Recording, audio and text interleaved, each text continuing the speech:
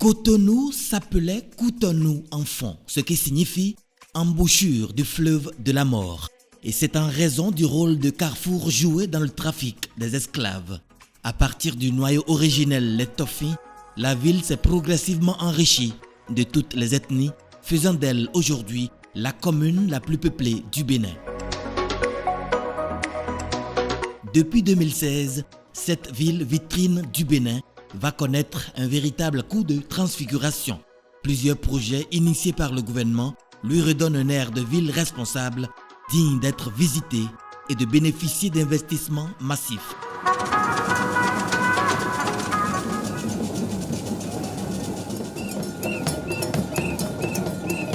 Patrice Talon est venu pour l'étape de Cotonou de la tournée nationale de reddition des comptes qu'il a entreprise il y a un mois.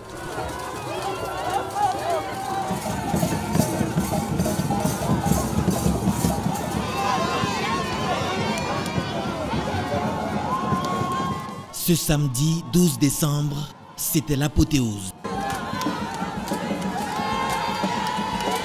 Une véritable haie le long des rues qui bordent le palais des congrès, des associations de travailleurs, d'artisans, les conducteurs de taxi-moto et autres. Personne n'a voulu se faire compter cet événement hors pair.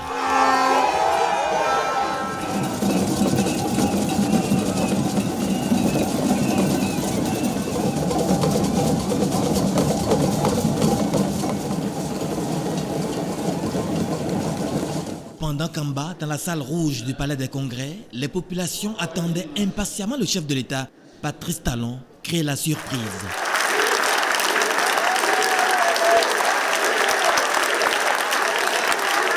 Il rend la politesse à ses concitoyens installés dans la partie supérieure.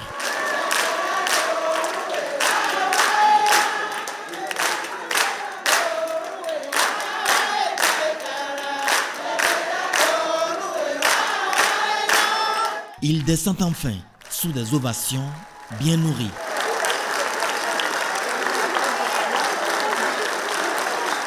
J'ai eu l'impression tout à l'heure, en venant ici au Palais des Congrès et en entrant dans cette salle,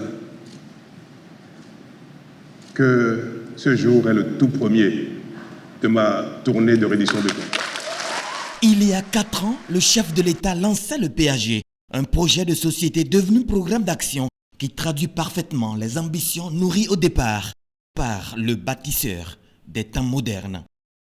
Pour moi, l'essentiel était de créer une dynamique, d'inverser la tendance et de donner aux uns aux autres la preuve que notre effort commun peut porter des fruits, peut nous amener, instant après instant, à satisfaire nos besoins du moment. Cet effort commun a enregistré plusieurs résultats perceptibles et dont la ville de Cotonou se targue de fierté. La mise en place de la société de gestion des déchets qui est une solution à l'assainissement et à l'hygiène dans la ville de Cotonou.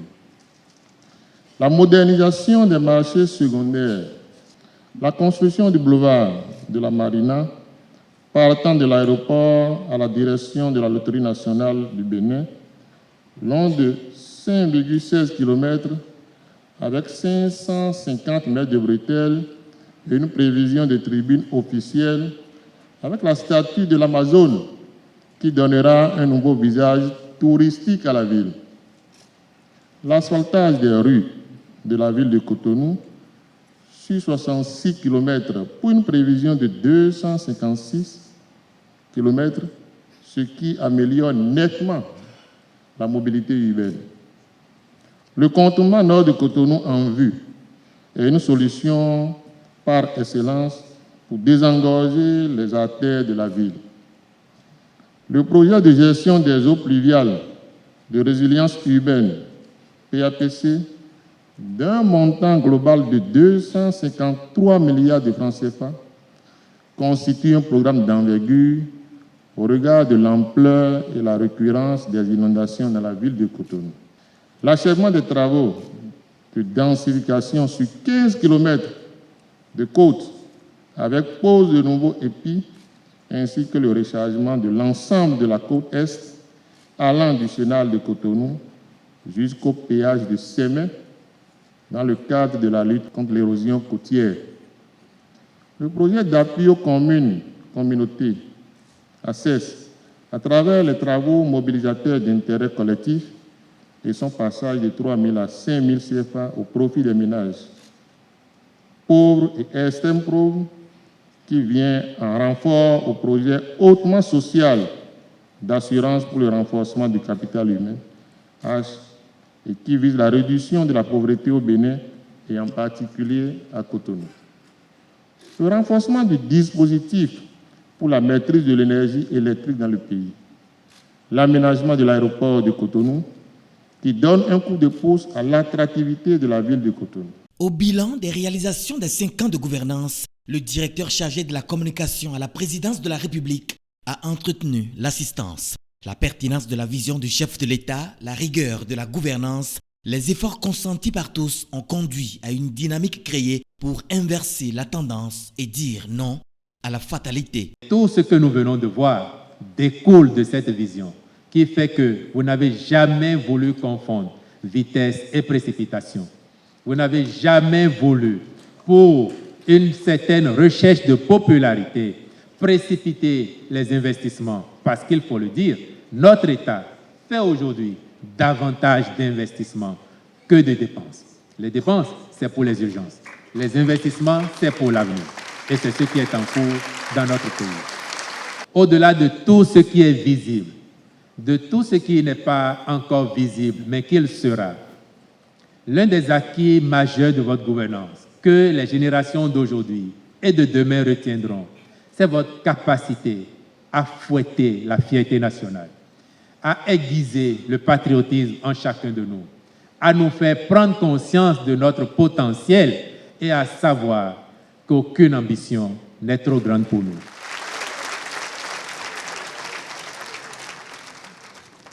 Dans presque tous les domaines, nous avons donné à nous-mêmes, au monde entier, la preuve que nous sommes enfin capables.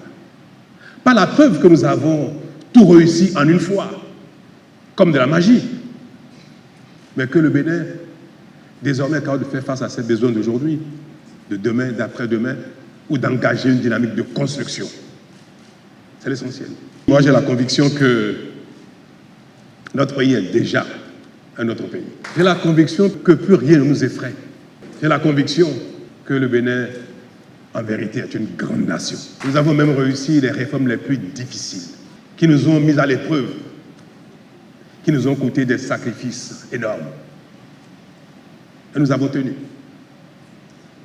Et aujourd'hui, le constat est que, jour après jour, les uns et les autres voient la pertinence de ces réformes-là.